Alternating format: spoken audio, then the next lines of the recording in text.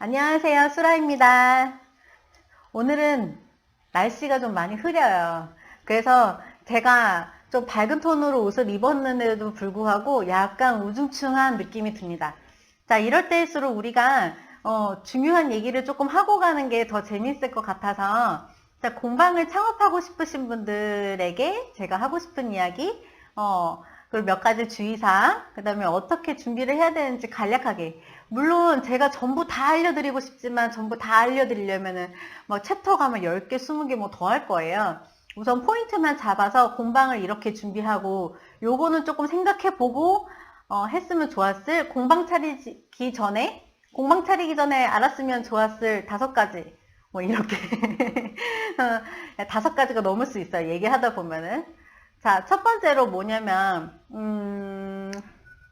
여유 자금 확보입니다. 자, 공방을 하다가 언제 제일 힘들게요? 수강생이 없을 때? 아니, 홍보를 안 될 때? 몸이 아플 때? 뭐 다 있지만 제일 중요한 건 그 핵심 안에 뭐가 들어가 있냐면 돈이 없을 때예요. 그러니까 선순환 구조로 나는 수강생이 오면은 그 돈으로 다시 재투자를 하고 다시 수강생이 오면 다시 그걸로 배우고 다시 그 남은 돈으로 다시 공부를 더 하고 재료를 더 사고 나에게 이문이 떨어질 줄 알았는데 생각보다 초반기에 선순환 구조로 그게 돌지 않습니다. 물론 도실 수도 있지만 초반에 막 6개월도 되기도 전에 막 수강생이 이미 막 100명, 200명 몰리고 돈이 막 1,000만 원, 2천만 원 몰리고 이러신 분들 없어요. 거의. 대부분 어느 정도 자리를 잡기까지 시간을 두고 창업을 하셔야 되거든요. 근데 그 창업을 하기 전에 그 6개월 동안 어떤 일이 벌어질지에 대해서 얘기를 해주시는 분들이 사실 많지 않아요. 자격증반에 가도 해보세요. 해봐요. 별로 어렵지 않아요. 이렇게 얘기해 주신 분이 있거나 아니면 하지 마요. 공방 힘들어. 이렇게 얘기하는 분은 있지만 정확하게 어떤 걸 준비해야 되고 어떤 게 어려운 건지에 대해서 얘기를 들으신 분도 있겠지만 우선 못 들으신 분들이 많다는 전제하에 제가 이야기를 좀 풀어보도록 하겠습니다. 첫 번째로 원가를 잘 따져 보셔야 돼요. 근데 저희가 건물주가 아닌 이상 임대료를 내게끔 되어 있어요. 그러면 보통 어느 정도 팔아야 저희가 원가가 되나요? 안 번게 되나요? 임대료를 내기 때문에. 근데 저희가 예를 들어서 심플하게 계산을 한번 해볼게요. 임대료가 50만 원이에요. 50만 원이면 거기에 기본적으로 국민연금, 연금이나 4대 보험 쪽으로 해서 20만 원 정도 나간다고 생각을 할게요. 그러면 20만 원이 더 추가가 됐어요. 거기에 전기세, 수도세, 그 다음에 기타 관리비까지 해서 저희가 10만 원 정도가 나간다고 볼게요. 그러면 이 80만 원 정도가 있어야 되는데 이 50만 원어치 저희가 수업을 하고 80만 원어치 수업을 하려면 뭐가 필요할까요? 재료가 필요하겠죠. 그럼 재료값을 계산을 해서 대충 넣어보면 예를 들어서 2, 30만 원이 든다. 무슨 얘기냐면 나의 그 노동력 값을 제외한 그냥 재료와 임대료 수익만 가지고 했을 때 우리가 약 100만 원어치를 팔아야 100만 원어치를 팔아야 똔똔 네, 0에서부터 시작을 하는 거예요. 예를 들어서 케이크 내가 5만 원짜리를 파는 사람이다. 그러면 20개를 팔아야 오늘 이번 달은 마진이 0입니다. 0이에요. 그럼 내가 20개를 만들 때 걸리는 시간을 계산해 보셔야 돼요. 내가 2시간이 걸려. 그러면 40시간을 투자해야 저희가 0원을 번 거예요. 이제부터 수익이 나는 겁니다. 그래서 금액을 따질 때 임대료를 너무 비싼 데 들어가지 마세요. 나에게 맞는데 정확하게 좀 맞는 곳으로 골라서 들어가셔야 되는데 공방을 체크하는 법에 대해서는 제가 다음 챕터에서 알려드릴게요. 첫 번째 여유 자금이 확보가 돼야 되는데요. 예를 들어서 내가 50만 원이었죠? 아까 이거저거 해서 똔똔이 치는 금액이 100만 원이라고 그랬어요. 그럼 내가 6개월 동안 자리를 잡으려면 6개월 동안 내가 벌지 않아도 버틸 수 있는 힘이 있어야 돼요. 그게 바로 여유 자금이에요. 그 여유 자금이 얼마 정도 있어야 되냐면 6개월치 600만 원을 가지고 계셔야 됩니다. 예를 들어서 소상공인 지원 대출이 제가 저 같은 경우는 공방 창업하고 나서 제 사비로 막 끌고 여기저기서 이제 끌어다가 공방을 열고 나서 알게 됐어요. 근데 열고 나서 저희가 대출을 받으려고 하면 제가 기본적으로 손님이 얼마나 있는지, 얼마나 매출이 있어서 이거를 갚을 능력이 있는지를 이분들이 보거든요. 그렇기 때문에 대출 받기가 조금 어려워져요. 그렇기 때문에 직장을 갖고 있거나 아니면 이제 공방을 창업하시려는 이 시점에 소상공인 대출을 알아보셔야 됩니다. 근데 소상공인 대출을 제가 알아보다 보니까요. 유선상으로 제가 알아봤을 때 얘기와 실질적으로 서류를 받아서 대출 여부를 결정해 주시는 분들이 하는 말씀이 조금 달랐어요. 그래서 나 공방 창업하고 와도 된다고 그랬는데 했더니 누가요? 하면 난 할 말이 없어요. 아니 전화 받으신 분 누구요? 나 필기 안 해놨는데. 자, 이러면 낭패예요. 저 소상공인 대출을 받으실 때에는 항상 방문해서 그 다음에 서류를 받아보시고 서류를 어느 정도 거기서 챙겨오라는 거 챙겨가서 한번 상담 받아보시고 내가 그러면 이때까지 준비해서 이때 한 번 더 오면 대출을 받을 수 있겠구나라는 거를 직접 몸으로 체감을 하셔야 돼요. 그래서 소상공인 대출을 알아보시려면 직접 몸으로 뛰어서 상담자와 직접 대화를 하세요. 이거 중요해요. 여유 자금을 확보해야 되잖아요. 예를 들어서 내가 소상공인 대출에서 2천만 원을 대출을 받았어요. 그러면은 1,000만 원 정도의 1000에 50짜리, 보증금 1000에 임대료 50짜리를 들어갔다고 생각을 해보면 1000이 이미 빠졌죠?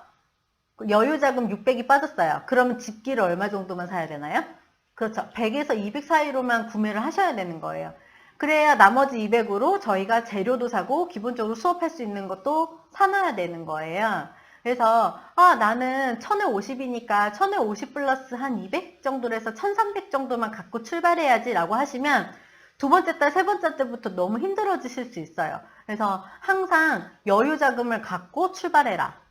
이거 되게 중요합니다. 그리고 4대 보험에 대해서 잘 모르시는 분들이 있어요. 그래서 4대 보험이 뭐냐면 내가 4대 보험 회사 다녀서 항상 떼고 월급 받았고 또 내가 회사에서 알아서 떼갖고 나중에 뭐 연말정산하라고 그러면은 서류 주면은 알아서 인사과에서 다 해주고 그래서 별로 신경 안 썼는데 제가 4대 보험 알아야 돼요 하는데 네, 아셔야 돼요. 그래서 처음에 1년간 유예기간을 줄 수 있다고 저는 알고 있는데 요것도 지역별로 구로공단에 전화하셔가지고 내가 사업자를 냈는데 뭐뭐를 언제부터 내야 되는지. 근데 이분들이 되게 빨라요.